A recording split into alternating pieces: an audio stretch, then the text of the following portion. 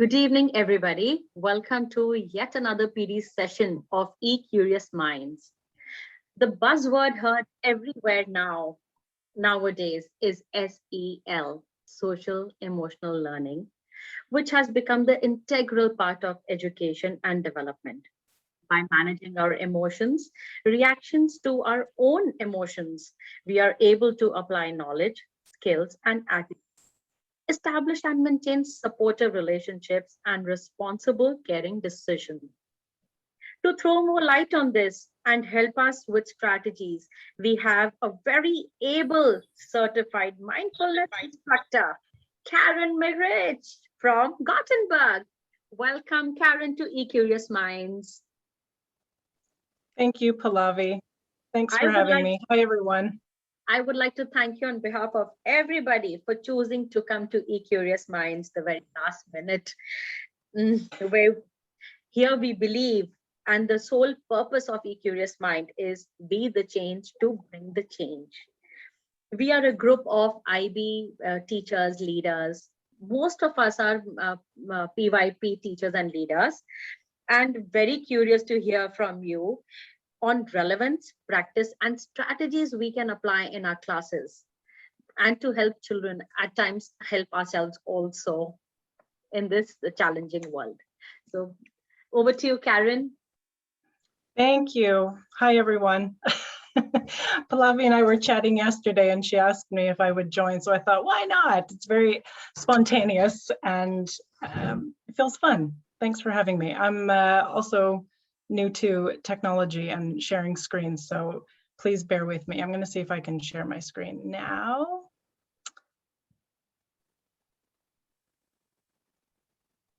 Can you see this? Yes. Great. And you can see me, hear me, and see my screen and everything. Thumbs up. Absolutely. Cool. Okay, let's get started. If you know me and you follow me on social media, I hang out on Instagram quite a bit. I love a good quote, and this is probably one of my absolute favorite quotes. You can't stop the waves, but you can learn to surf. And what a tsunami this past year has been. So I love this idea of, just because we practice mindfulness or we have tools to help us, doesn't mean the waves stop coming, doesn't mean the storms stop coming. And just because we have a mindfulness practice doesn't mean our lives become worry and problem free. So this is one of my mantras, and it has been my mantra this past year. So we can't stop the waves, but we can learn to surf. So I'm hoping to share some of these tools and strategies that we can use to help us surf when the waves come. And so let's start with what is mindfulness? So we're all on the same page with an understanding of what the practice is. And Jon Kabat-Zinn, who is an American professor who's responsible for this mindfulness-based stress reduction out of, I believe, Massachusetts. He works for Massachusetts University. He's a professor. And he defines mindfulness as the awareness that arises when we pay attention on purpose to the present moment and non-judgmentally. So that's kind of a mouthful, but once you start the practice, you start to understand what all of this means and putting it all together. So we are actually being intentional about being mindful. We're setting an intention to be present and to connect to our senses. And we do this non-judgmentally, which I love. This is why I love mindfulness. It's such a compassionate practice. It's not supposed to be a certain way. There's no right or wrong. And we don't practice mindfulness to be good at meditating. We practice mindfulness to be good at life. So there's no failing. It's just you show up with curiosity and you see what happens. Whoops. And so the best way to learn about mindfulness isn't to listen to someone talk about it, but rather to experience it. So if it's all right, I'd love to invite you to join me in a very short little practice now. And what you can do, I have my little singing bowl here. And what I'll do is I'll ring this to start the practice, and I'll ring it at the end of the practice. So if you like, if it feels comfortable, you could even turn off your screen if you want, if that feels okay. Otherwise, just get yourself comfortable. You want your feet flat on the floor. And you want a posture that is awake and alert, but not stiff. And so you want to make sure that your shoulders are back and down. And if you like, you can close your eyes if that feels okay for you. And if not, you can just kind of stare down at the floor if that feels better than closing your eyes. And start.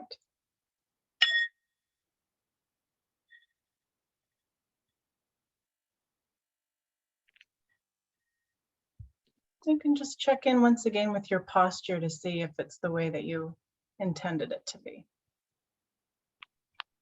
Make any little adjustments if you need to.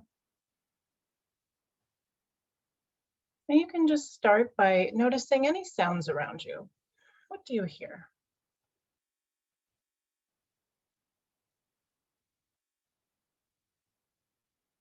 What sounds do you hear in the room?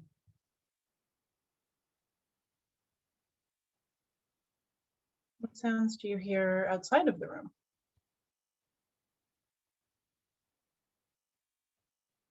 And see if you can just avoid the tendency to think about whether or not you like the sounds. So this non-judgmental, we're not judging, we're just noticing what we hear. Just let them be there.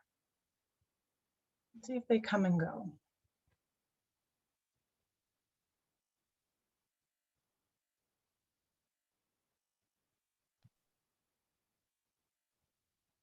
And now see if you can leave the sounds in the background. They're still going to be there, but our focus now is going to be on our thoughts.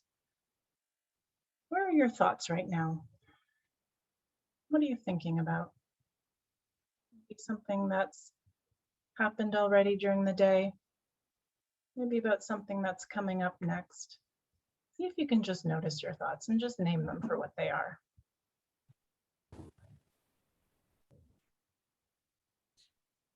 Maybe you have a very busy mind. Maybe there's lots of thoughts going around. That's okay too.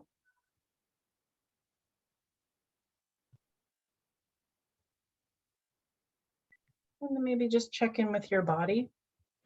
Is there anywhere in your body that is kind of pulling at your attention? Anything that feels stiff? Or anything else that you notice?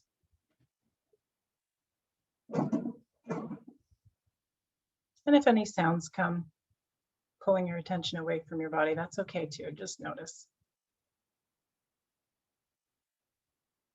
Now we're going to narrow our attention away from our body and our thoughts and from sounds, and we're going to focus on our breathing. So take a minute and notice, where do you feel your breath most right now? Maybe you feel it in your nose, coming in and out of your nostrils. Maybe you notice it in your chest, the rise and fall of each inhale and each exhale. Or maybe you notice it in your stomach as it goes in and out like a balloon. Just take a moment and see if you can connect to your breath. And then see if you can follow a few inhalations all the way in and all the way out from start to finish. And notice how each breath is different than the next.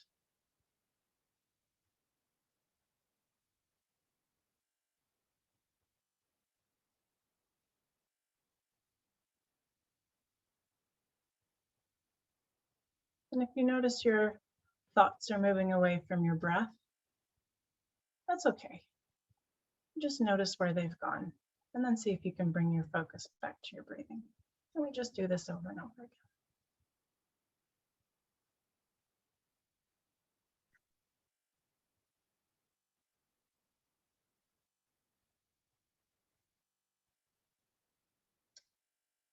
And now once again, we're going to expand our focus away from our breathing to take in everything around us again. The sounds, our breath, feelings in our body, and kind of bring ourselves back into the room. And in a moment, you'll hear the sound of the chime again. And see if you can keep your focus on the sound of the chime until it disappears for you. And once it's disappeared, you can open your eyes again.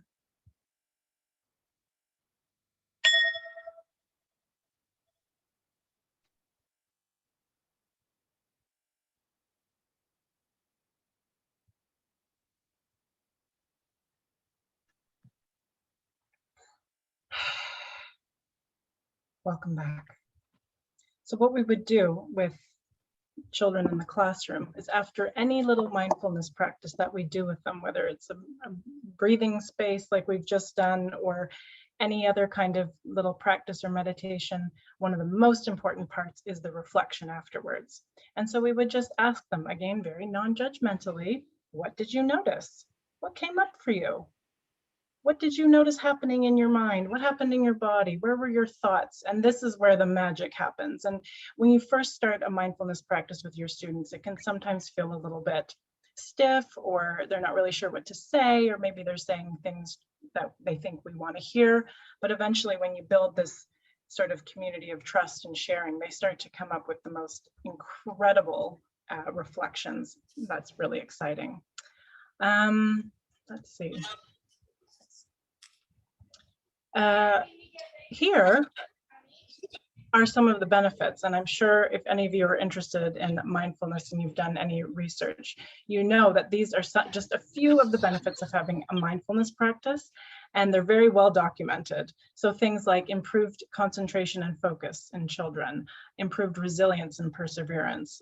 I've been a teacher for over 15 years, and I'm sure those of you who have been teaching as long as I have, you've seen a real change in children's abilities to focus and concentrate on the task at hand. And while I'd love to blame it all on technology, it's just our lifestyles. Children are never bored. They're never bored. Things are happening so quick that when we ask them to do something as boring and slow as focusing on their breath, that can become really strange, maybe sometimes uncomfortable. But when we start slowly and build it up, you know, if we can get children to become curious about something as boring, seemingly boring as their breath, imagine what that can do for our math lessons or our reading groups. And it's just a really amazing way to build resiliency and perseverance. It can help increase empathy and compassion for themselves and compassion for others. When we start to feel good about ourselves, it's a lot easier to be nicer to others. I mean, I'm sure you've noticed that with children in your own class. The ones that have a hard time being kind to others are often the ones who don't feel very good about themselves. So building this sort of self-compassion, so we can fill our own cup and then we can be kind to others in our class. Better emotional regulation. When we tune into what's going in our bodies, we're more able to respond when we start to feel these big emotions like anger or sadness or worry. When we know how that feels in our bodies, we're better able to manage them. When I know that when I get angry, I start to feel something in my stomach, when I feel that, when I can feel that, I'm better able to have this little pause to make conscious choices for how I want to react. And maybe I don't always choose to do the right thing, but it is a choice. And one thing that I've really noticed in my class is fewer social conflicts. Oh my goodness, I used to feel like I spent half my teaching time sorting out social conflicts with my students. Once I put a mindfulness practice in place, I don't know what happened. Maybe I just had really nice classes of children, or maybe, you know, maybe there is a connection here, but the difference in the amount of time that I've spent sorting out conflicts with my students is amazing. So anyone who says, well, I don't really have time for mindfulness, trust me, you will get this time back tenfold. This is just a little something I thought I'd bring up, because if you are interested in starting a practice, there are a few things to consider. So for example, speaking to your school counselor or anyone who's involved on the student support team, it might be a good idea to just check in and see if there's anything you need to know beforehand about some of the students in your class. You can decide, I put this in here, decide whether to inform parents. I give that as a recommendation to schools, but the thing is, in the PYP with the enhancement, this is now part of our curriculum. This is part of our program. When the enhancement came out, mindfulness has now become one of the ATL skills under the subsection of self-management. So, you know, we don't usually inform parents when we're teaching math or, you know, POI, we kind of update them. But this is part of our program now, which is super exciting. And this idea of being prepared for strong emotions to arise. And in short little practices, it's uncommon that big emotions will arise, but it can happen. And so it's good to be prepared for that. thinking about where you'd like to put it in the schedule. I think it's quite good to have it at the same time every day, because then after a while it becomes part of the routine and the children expect it. Maybe, the lights are off, or there's something that kind of triggers them, like, oh, now it's our mindfulness practice, and to kind of keep it at the same time every day is a good idea. And yeah, to avoid using mindfulness as a punishment. So instead of saying, oh, I can see you're really worked up, go out in the hallway and take 3 conscious breaths. We don't want to do that. Eventually, once they get used to the practice, they're going to start doing that on their own. They're going to know what they need. And it might not be taking a few breaths. Maybe it'll be going to the calm down corner, or looking at a glitter jar, or something like that. So they're going to start to know what they need. It's different for everybody. And yes, this idea to keep up with your own practice, I cannot stress this enough, how important it is for teachers to have their own practice. It's like teaching yoga. We can't teach yoga if we don't practice yoga. I mean, we can read a manual, or we can do that, but to have the practice embedded inside of us, because we are the models, we are the role models. The children are looking to us. We are the calm, grounded grown-up in the room. So we can't expect them to manage their emotions if we're not able to manage ours. They are always watching, right? And what's really exciting is when you start to use this language and you start to be that role model, you will see them take on some of those things that you're doing. I have the most incredible example. The one student in my class who struggled the most with the practice, in the last week of school, I overheard a conversation he was having with 2 girls in the other class. I think they had just come in from break. They had gotten in from the football pitch. And I overheard him saying, yeah, I can understand that you felt that way. I understand how that must have felt for you. And I just kind of sat there and was listening to this conversation. And there was 2 girls who was talking about, yeah, because, that didn't feel fair, and da, da, da, da, da. And he's like, yeah, I can see how it was like that for you. So on the one hand, I heard myself. That's exactly something that I would say. And on the other hand, this was the child who had big emotions. He was very sensitive, and he was the one who used to kind of lose it out on the football pitch. And here he is speaking in this way to other children, saying, I understand how you feel. He's not trying to fix it. He's not trying to defend anything. I hear how you feel. And as these 2 little girls were going upstairs to their own class, I overheard them saying, well, when did Martin get to be so mature?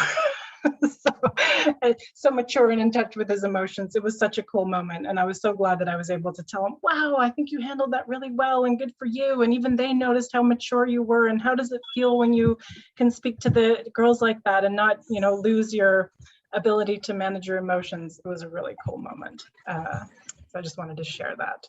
And that, yeah, we're a mindful role model. And then this idea of smile. If you're going to start a practice, be prepared that it's not going to go the way we think, and not everyone's going to be sitting quietly and not fidgeting with their eyes closed.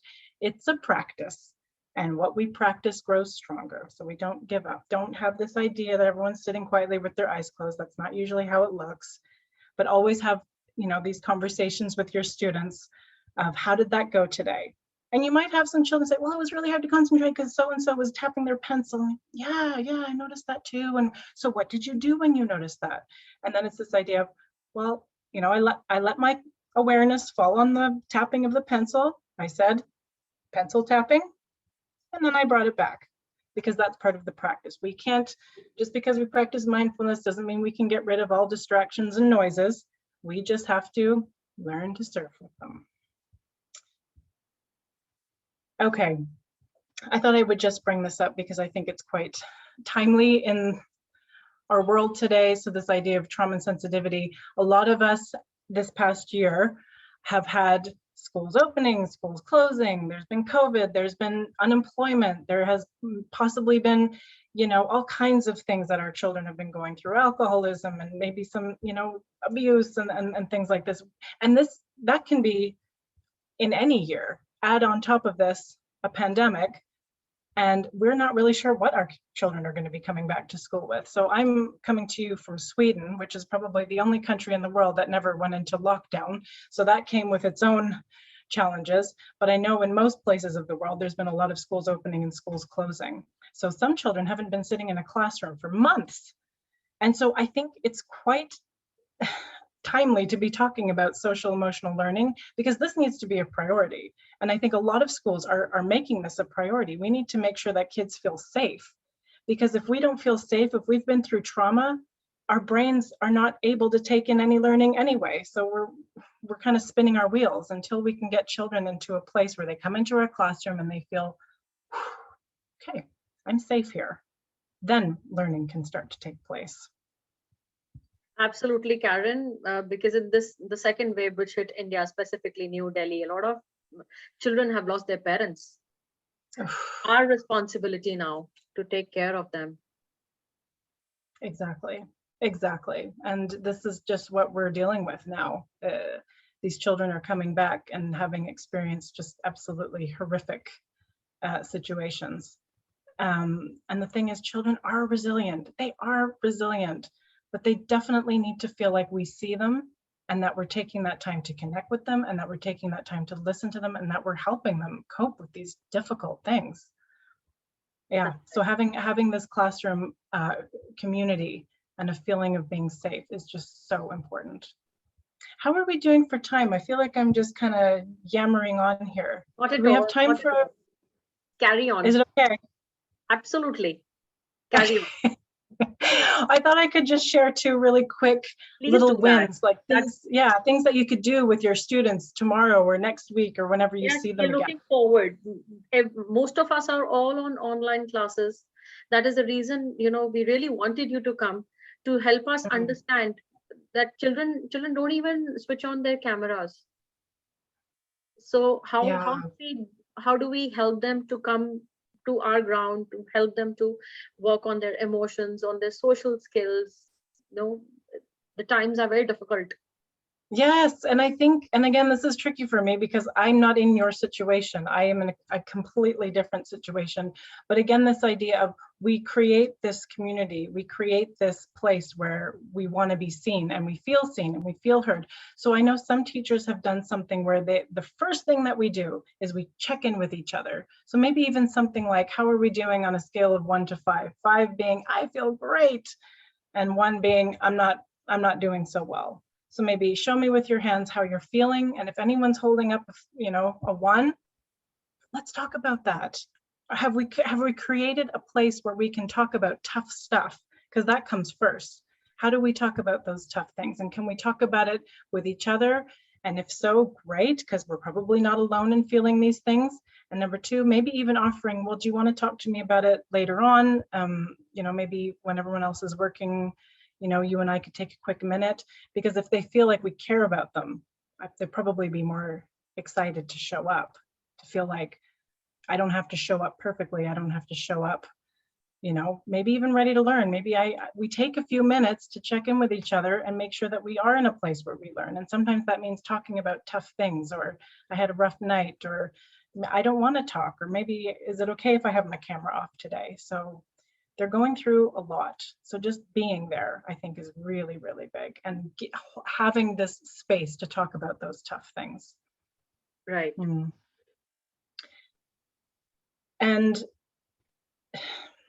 before that comes, we need to have this awareness of self. We need to know what's going on inside ourselves. And I think that's where a more formal practice can come in really handy, to really understand what's going on inside of us, to not just shut it out or shut it off, and to give language to those big feelings. That's probably the biggest thing. I mean, we know we're not feeling okay, but we don't really know how to talk about it.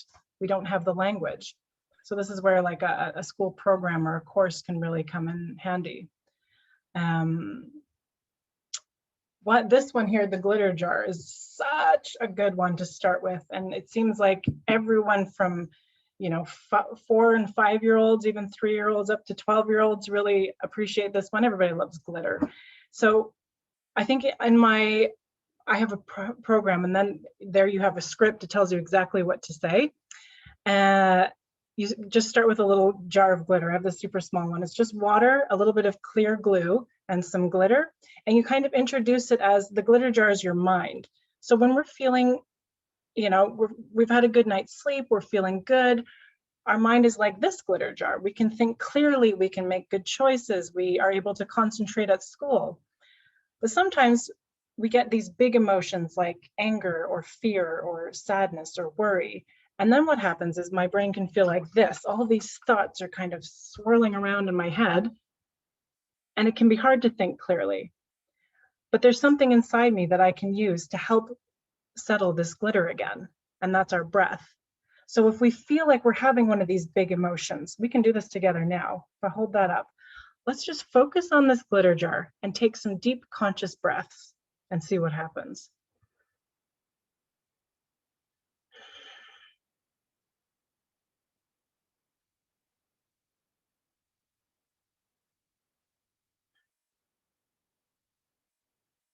What do you notice happening to the glitter? Starting to settle, right? It's still there, but it's slowly starting to settle. And if I continue with these conscious breaths, these thoughts, these feelings, these emotions will still be there, but they will have settled, and I'll be able to think clearly again and make a good conscious choice for what to do next. So it's such a good visual, and it's again with the language, this is something that we use in my class quite a bit. And we, if someone's having a tough time, say like, is the glitter swirling around in your mind? Would you like to go and just take a few breaths and kind of clear your mind? And it could be anything. It could even, things like a math test, a pop math test, and like, whoa, I get stressed and I haven't studied and there goes the glitter. We do a quick little breathing practice. We settle the glitter in our minds. We're safe, we're okay. We know what we know. And then we're ready to think clearly on the thing that we want to put our attention to. Let's see what else. Oh yeah, I'm thinking about having, because I do think it's really important, like I had mentioned, that if you're going to start this practice with your students, that you have a good foundation of the practice yourself, the theory and the practice. And we need to take care of ourselves. Like teachers, we are givers, right? We are givers. We give and give and give and give.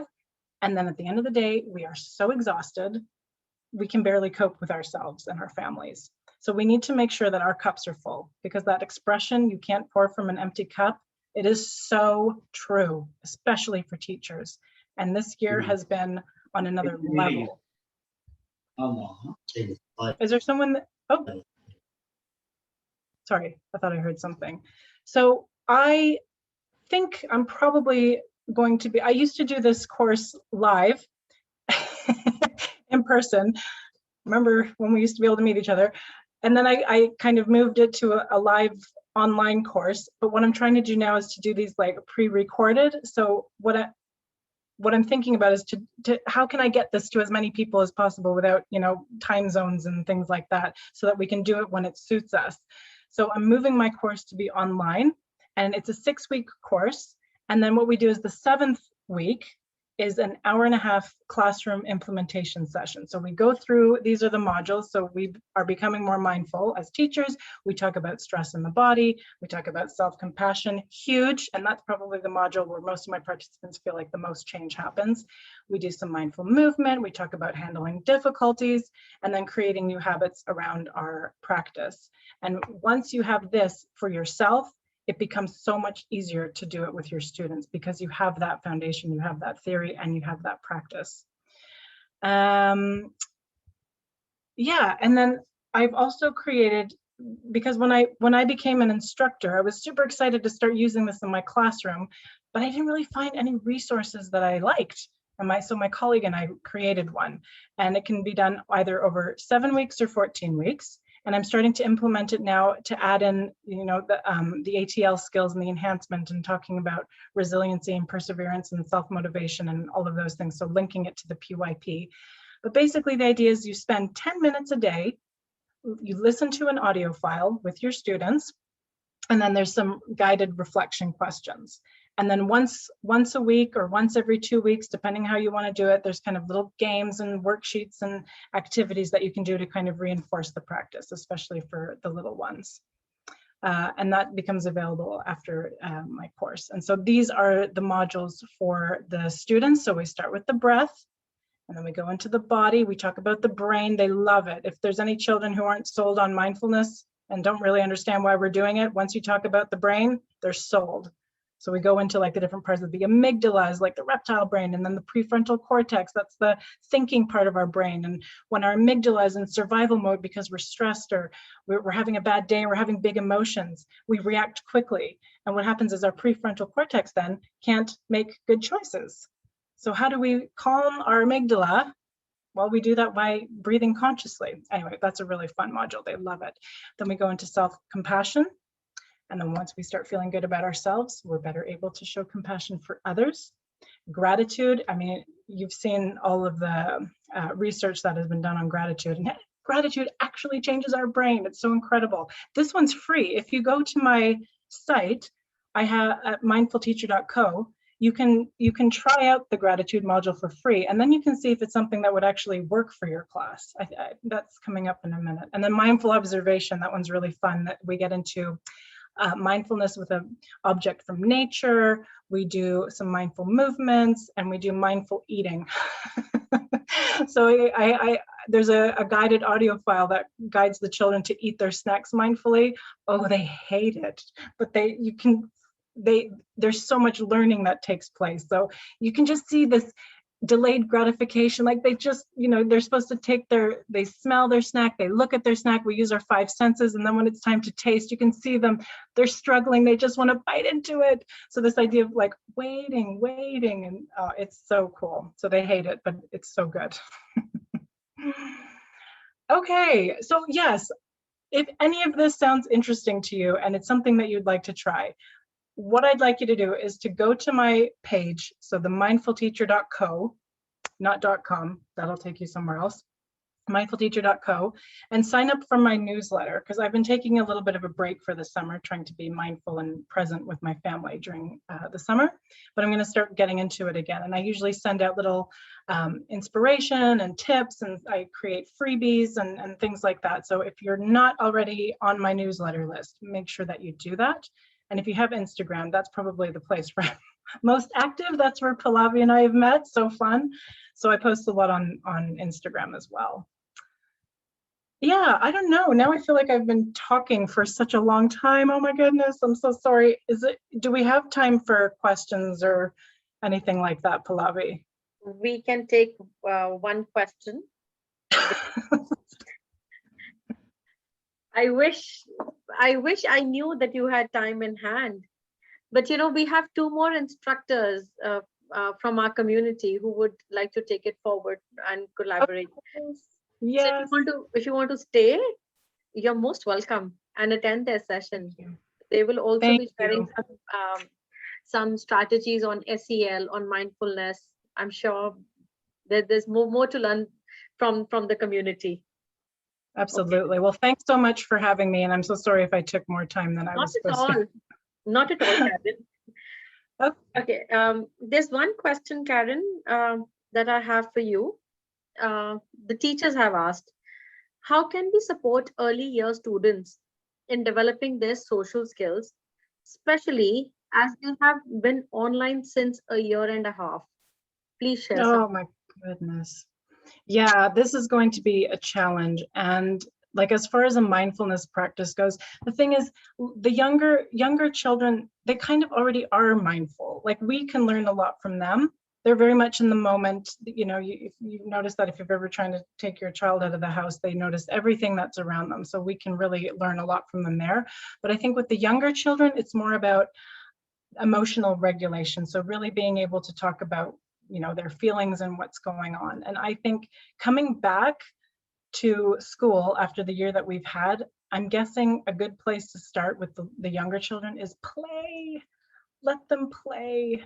Nice. They are little. That is how they learn, and they haven't met their friends or classmates in so long. So this is where the little kids need to start. They need to be together. They need to know, what do I do if someone takes a toy from me? Do I whack them over the head, or do I talk to them about it, or do I tell my teacher? So spending time playing and teaching them how to play. Yeah. We're hoping our schools to open up. We are hoping to see our children, those warm hugs that we are missing, just the naughtiness around us. I think as teachers, we are missing that the most. Yes, I know. There's so much good stuff there. Thank you for answering that. I would really like to thank you, Karen, for sparing your valuable time. This was really last minute, but you pulled it off so well. I'm sure we guys have learned quite a lot. At the same point of time, this was your personal space. You've been spending time with your family. I'm really thankful to them for letting you be with us. I'll pass that on to them. Yes, it was a very engaging, very informative session, I must say. And we would like to collaborate again with you in future, whenever we face difficult questions, whenever we face some problems. You're most welcome. This is your platform. So whenever you feel like Thank you coming, so just much. pop That's in. so kind. I'm so happy to be here. I'm so happy, and I'm sure each and every member is so happy to see you here, Karen. Really. And actually, what you said, that the life can be very good without judgments, and this is a platform. I'm so glad that this is our platform, Ecurious Mind, which is non-judgmental, where we collaborate from every part of the world where we can. This is the choices that these teachers and these leaders have made to come to support each other. It's a beautiful thing. Thank you for having me. Thank you, Karen. If you would like to stay back and attend the session, continue doing that, please do so. And here, now I introduce to all of you, Aarti and Meenal, who are going to take us, who is going to continue taking us through this journey of SEL. So Aarti and Meenal, please continue. Thanks, Pallavi. Thanks, Karen, for giving us a great insight into mindfulness. We would be picking up a few things from there and moving on to SEL.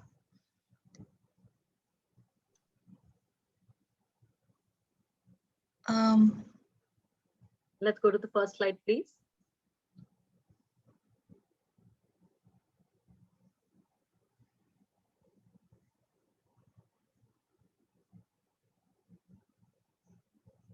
Thank you very much.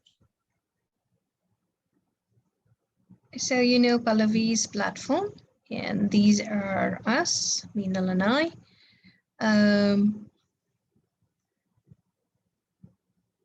And this is our learning objective. So it is, what can we really use on an online platform when we are working with our children without the baggage? So when it starts with us, then the plans go beautifully. As any teacher, we all have felt that there is a plan that we have considered with our class before the session starts, and we always want them to reach a goal. Meenal, would you show us the next slide, please? Thank you. So when the goal is right in front of us and it's a straight path, that's what we usually believe the plan would go by. But children being children, they have their ups and downs, and they have their experiences, and they have things that they wish to explain to us. And that brings about the ups and the downs. But these ups and downs are the reasons we have those lovely stories to tell. Just like Karen talked about that little boy. And each one of us has that little boy or that little girl which made that huge transformation. But it wasn't a smooth ride. Was the goal met? Of course it was met. By the end of the year, sometimes even earlier, and you did consider thinking about adding in a sub-goal. But those stories, those experiences, those beautiful moments are the reasons each one of us gets up early morning on a Monday, all happy and prepared, going forward for our classrooms. So the plans may not change. They may just have a detour. So I'm going to pass on now to Meenal. Meenal, the next slide, please. So, hello friends. Before I start about SEL, I have just a question for all of you, and I want all of you to participate, and please write it down in the chat box, whatever comes to your mind. The question is, what makes human beings different from the other species on this planet? I repeat, what makes human beings different from the other species on this planet? Please.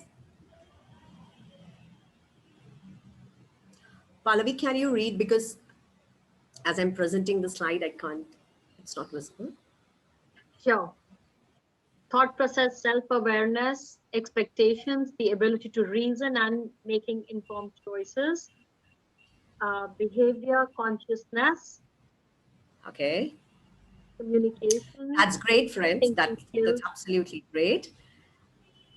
It's basically, you all have answered really up to the mark, but I feel it's my perception toward it that it's the ability to think how we are different from the other species.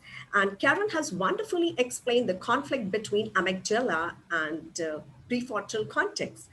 So here pop-ups the SEL. SEL stands for Social and Emotional Learning. And it is basically to understand your own thoughts, your own emotion, how much you are self aware. Social emotional supports basically the adults and children. When we are talking about adults SEL, we focus on social, emotional, cultural competencies.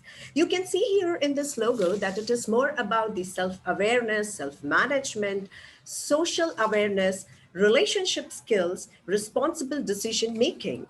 But it is not necessary that it has to be in the classroom or the school environment. Social and emotional learning is the integral part of our life. A teacher who is socially and emotionally balanced are likely to manage the stress in the school and the classroom context. So, my next question to all of you again, I know I'm again and again asking you to use the chat, but my next question is what makes a good teacher great? I know we all are good teachers, but what makes us great? Please go ahead, waiting for your responses.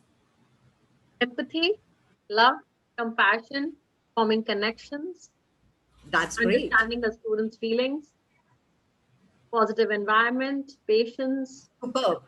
rapport. So kind of you. And I feel that it is the connection with the children. When you enter the classroom, please enter with a smile. I know we all are right now. When I thought of the session and when I was discussing with Aarti and Pallavi, I remember for the whole year how it happened with us. Ting tong, this big basket is there on the door, somebody singing at home. Are you visible? Am I visible? Please mute, please unmute. I know we all have experienced this since, but somehow we have really enjoyed this journey. If I give you 1 minute to rethink, you will have enormous amount of memories, some memories where you will laugh that this was the situation, that my milk person was standing on the door waiting for the bill, my child was yelling, my husband wanted the breakfast, and I can see many of you smiling, means yes, you all are recalling your memories. So friends, basically a good teacher becomes great when we enter in the classroom self-aware, when we are emotionally balanced. So there is a quick, 1 minute, yeah. So there is a quick teacher self-well-being checklist. I request all of you, it's personally what I do within a week, or I ask my team to do, to check where they are standing on the emotional well-being. How often you experienced it, nervousness, worry, or anxiety, difficulty concentrating and remembering, reduced energy and productivity during lessons, muscle tension or headaches, interrupted or unusual sleep patterns. You can add on more experiences to this, but maybe once in a week or 15 days, you should sit and you should reflect, because your well being is very important.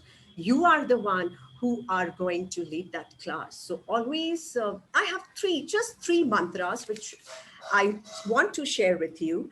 The first mantra is always start your lesson with a music, a peppy music, a hip hop music, and you should also have little bit of movements. At times, as Karen has mentioned, you can have sound, soothing, relaxing music, because then if the class starts with the music, the child will never switch off the cameras, never ever. They will be very happy that their teacher is also ready to dance with them.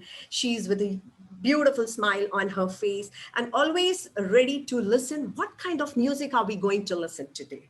So this is the first mantra. It really worked out well for me. Second, call out their names. I know we usually do that, but don't blue t-shirt child, pink dress, a beautiful hairband. Instead of that, just call out their names. They feel like responding. Okay. Third, just don't rush up with the content. Please don't rush up. We know we have tremendous pressure from the management and everyone, but when we are talking about mindfulness and SEL learning, you all have to be at children's pace. Don't hurry up. So now I would like to hand over to my friend Aarti to take our to few strategies with you all. Thank you. And thanks, Meenu. I'd like you all to just hold your hand right in front of you and feel all the things that you would be in control of. So if I say a word, give me a thumbs up or a thumbs down if you're in control of it. Am I in control of my voice? Am I in control of my behavior? Am I in control of someone else's behavior? Am I in control of things that are happening around me? Am I in control of how my words affect someone else? The moment we realize what's in our control, our thoughts change, because the things that are in our control brings about this amazing self-awareness and the social awareness and helps us to make those little decisions. Should I be getting into this stuff and reacting to it, or should I be responding to it? So this is exactly how we show our children, am I in control or am I not? There is another strategy which has worked beautifully with children, which is for them to understand their emotions. And it's all about my inner face and my outer face. So if you have a moment and if you have something to draw, I'd love you to try this activity with your children. On one side of the face are the emotions that we hide from everybody. We are embarrassed. We do not want someone to notice how we are feeling at that moment. It could be for anything. It could be a fear. It could be that I want to show my best face forward. And the outer face is exactly what you and me are doing today on the webinar. We all have our big smiles in spite of it being a Monday, in spite of it being a long school day, in spite of us all sitting in front of the webinar after 8 hours of conversing with our children. When our inner faces and our outer faces connect together, that's where close friends and social relationships come in. The next one, please. This was an activity done with the PYP exhibition children. And just what I was talking to you, they traced out their hands and they wrote down what they felt they could control, including an argument with their best friend forever by controlling their body language, their actions, their emotions, and their anger. And they did realize that the best friend reaction was something that they couldn't control. And that left them to have greater conflict resolutions and managing their emotions. The next one, please, Meena.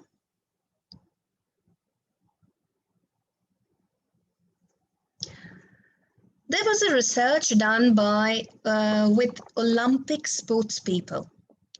When they were asked just before a run or a marathon how they were feeling, they always replied, I'm excited. You see, the body reacts to excitement and nervousness in about a similar way. The pupils dilate and then go really tiny. Their palms get sweaty and they feel all tingly. Now you may call it nervousness or anxiety. So the next time you are reaching out to try this new thing, new task, new skill, It could be excitement rather than anxiety. And the moment you start speaking these words in a classroom, it challenges the negative thought process of any child. They don't say, I can't do it. Instead, they say, well, I'm excited. Let's try it out. And that's where the IB profile comes in of risk taker. The next one, please. So these were a few Zoom rules. I'm sure each one of you has deciphered a lot of them for your classroom. We started with written ones and then we shifted them to the icons. And there are so many more emojis and the red corners and the blue corners and all of them. So you may go ahead with using everything. I personally love the heart one, which is being kind and respectful. The usual ones are always there. Mute yourself. But another one that I saw a dance teacher use was jazz hands. She says, place your hands up and don't type. So the jazz hands work out great if you want children to be on the same tab as you and not shift over to another video game. Meenal, the next one, please.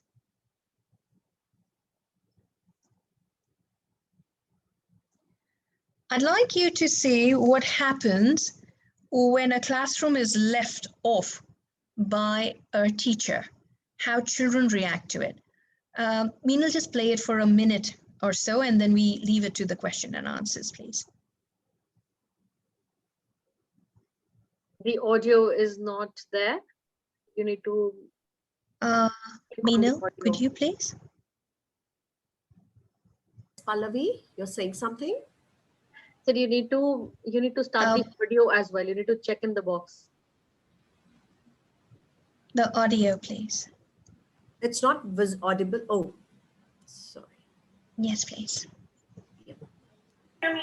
Is it audible now? Yes. Guys, what happened? She left the meeting. Yeah, she left the meeting. It kicked her out the internet. Yeah. Can you guys see me? All of you guys. I see that there's a little record sign at the top of the screen. So the teacher's recording this. She can watch us and see that we're not behaving. Yeah, I know. And the principal. Yeah, we know. That should be serious. Yeah, I know, but I'm just muting my mic because I don't want to talk. So we should be behaved. Yeah, you're right. Yeah. My mom told that. I mean, gummies. Because if the principal finds out. Aarti, is it fine? Yes, thank you. No, thank you. Thank you so much. So the cutest part comes in like we are toast. And if you remember, we were doing the 5 SEL parts, which was on self-awareness. And you can see the little children being quite self-aware, socially aware, taking responsible decision of realizing that either I mute myself or behave myself right now. So that sums up what all of us wanted to bring forward. If you want to have more ideas and strategies, and I'm sure each one of you has that, please go ahead. We're open to any questions now. Thank you, Meenal and Aarti. Thank you so much for taking this session. Karen, a special thank you to you for coming in. If you can put the last slide on, please. Yeah. 1 minute. Sure. These are our social media handles, which Meenal is going to display on the screen. Is it visible, Pallavi? Yes, this is your community. Ecurious Mind is for you, of you, and I don't know what, but it's yours. That's what I know. It's go on. Please do share, comment, type, tag everybody, spread the word, because looking at us, people are changing. You all have contributed to this beautiful platform. to make it yours. So be the change to bring the change. Karen, thank you once again for sparing your valuable time. It was a delight to have you with us. Aarti and Meenal, thank you so much for sharing the strategies. Karen, what's your take on that? Sorry? What's your take on this session? Oh, it's beautiful. I stayed for the whole thing, and I've got some new ideas now in my backpack, so I can't wait. Can't wait to share them with my students. How lovely. Thanks for bringing our community together, Pallavi. Thank you so much. Thank you.